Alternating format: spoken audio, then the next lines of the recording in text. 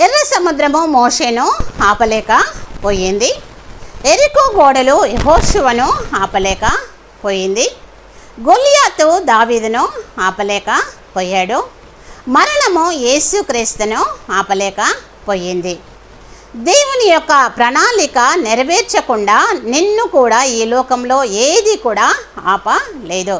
దేవుని ప్రణాళిక నీ పట్ల ఏదైతే ఉందో, దేవుని యొక్క చిత్తము నీ పట్ల ఏదైతే ఉందో అది నెరవేర్చబడకుండా ఈ లోకంలో ఏది కూడా నిన్ను ఆపలేదు. కనుక ప్రభు యొక్క చిత్తాన్ని తెలుసుకొని, ప్రభు యొక్క ప్రణాళికను తెలుసుకొని మనము ఎర్ర సముద్రమును మోషే వలె, అదేవిధంగా ఎరికో గోడలను యెహోషువ వలె, గొలియాతు దావీదు వలె ఏ విధంగా అయితే వారు ఆపలేకపోయారో అలాగూ మనం ఈ లోకంలో ఉందము కాక.